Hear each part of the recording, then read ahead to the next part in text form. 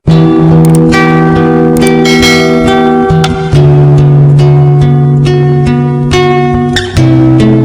Sayyidina Bilal bin Rabah tentu tak asing di kalangan umat muslim di berbagai penjuru dunia. Ia bukan hanya dikenal sebagai sahabat Rasulullah Shallallahu Alaihi Wasallam, tapi juga dikenal sebagai muazin pertama yang diperintahkan Rasulullah mengumandangkan azan saat hukum syariat azan diperintahkan Allah Subhanahu wa Ta'ala.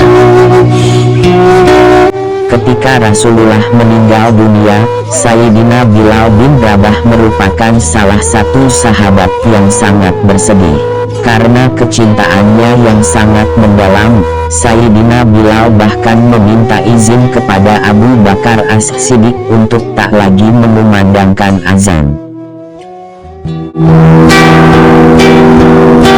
Sayyidina Bilal bin Rabah suatu ketika mendatangi Abu Bakar As-Siddiq setelah Rasulullah wafat.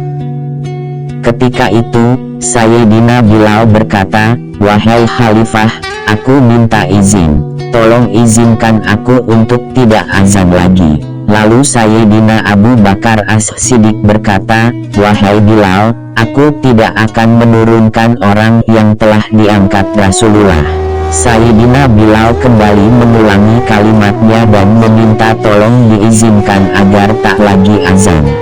Lalu Sayyidina Abu Bakar As-Siddiq dengan tegas menjawab, "Tidak kecuali jika Bilal bin Rabah memiliki alasan." Kemudian Bilal bin Rabah menyampaikan alasan itu dengan berderai air mata, sembari melihat ke arah menara dan melihat ke kubur Rasulullah yang dulunya adalah kamar Rasulullah. Sayyidina Bilal berkata, "Wahai Abu Bakar, kebiasaanku dulu waktu Nabi Muhammad Sallallahu Alaihi Wasallam hidup adalah sebelum waktu salat, aku membangunkan Nabi Muhammad, aku datang ke tempat Nabi Muhammad dan aku berkata, 'Ya Rasulullah, waktunya salat.'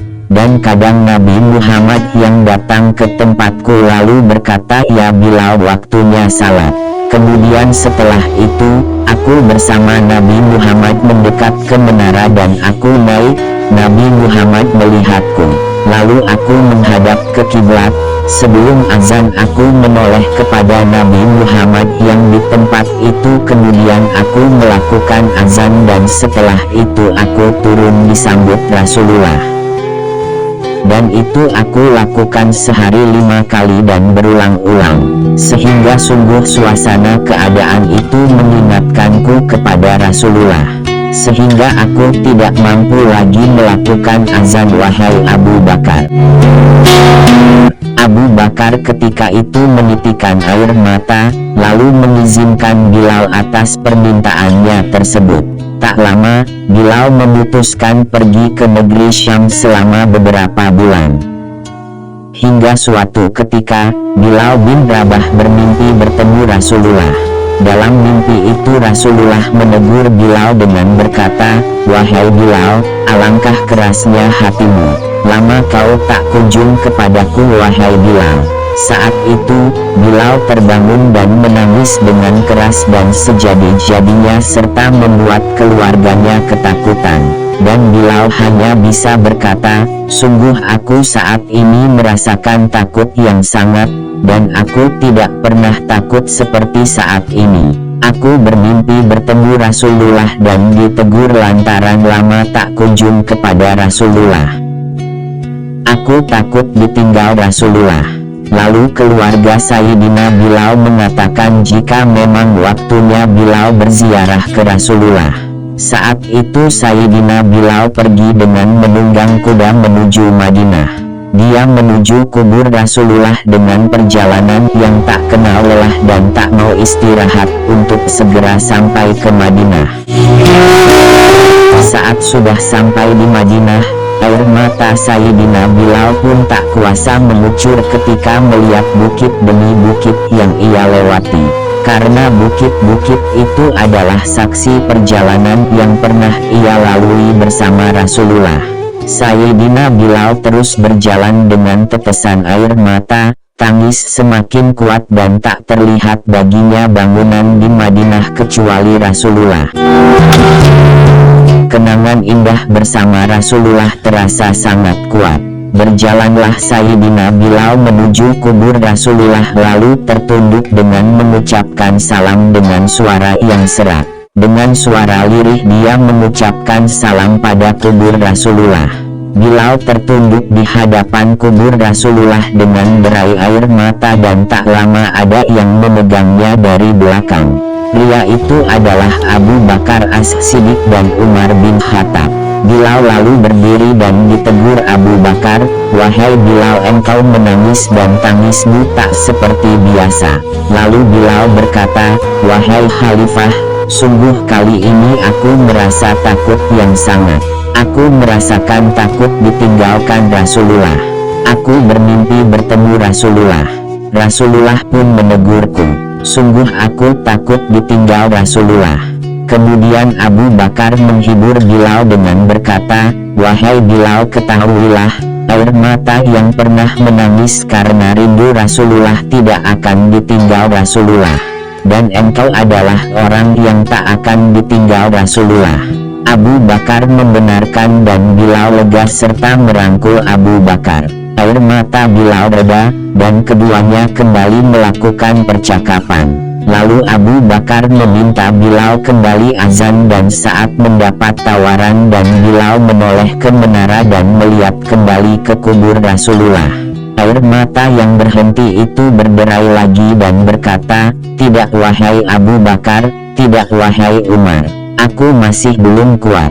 Tak lama ada dua anak kecil datang pada Bilal dengan memegang tangan kanan dan kirinya. Seorang anak yang memegang tangan kirinya berkata, "Hai tukang azan kakekku."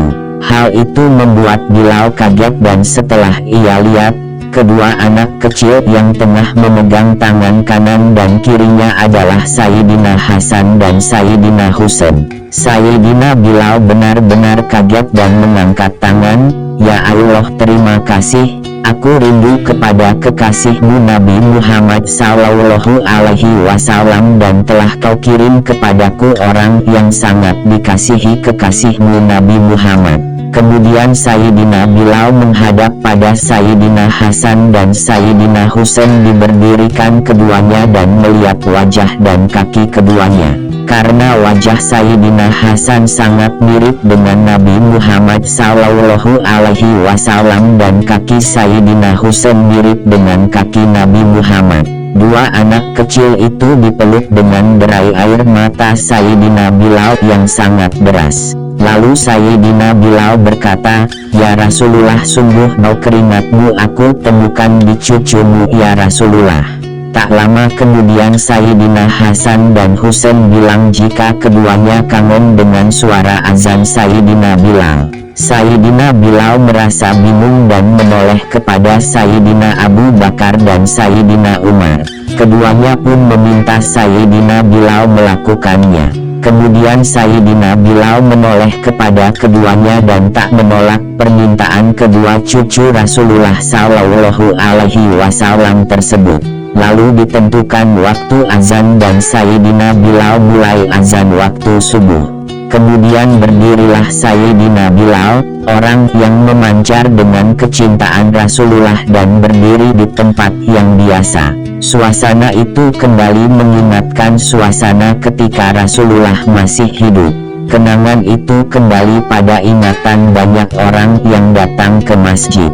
Semua orang menangis, Sayyidina Bilal pun masih menangis dengan sejadi-jadinya. Tidak ada tangis di Madinah lebih dahsyat dibanding saat itu. Sayyidina Bilal ketika itu memulai azan. Berbarengan dengan suara Bilal, terdengar suara tangis dari para jamaah yang datang sembari menjawab azan. Banyak pula yang berjatuhan pingsan. Orang-orang yang berada di luar masjid pun bergegas menuju masjid begitu mendengar suara Sayyidina Bilal.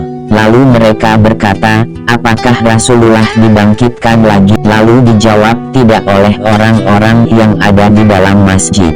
Kalimat apakah Rasulullah dibangkitkan kembali itu keluar karena ketika ada Sayyidina Bilal, Rasulullah selalu ada di sana. Kenangan terkuat kembali, hingga air mata pun menitik di mana-mana. Sampailah pada kalimat Muhammad, suara Bilal hilang dan dia terjatuh lantaran pingsan. Sayyidina Bilal kemudian meminta agar azannya dilanjutkan oleh yang lain. Kecintaan yang luar biasa ditunjukkan oleh umat muslim, hingga dalam suatu kisah disebutkan jika tak ada tangis yang sedahsyat peristiwa saat itu di Madinah hingga sekarang.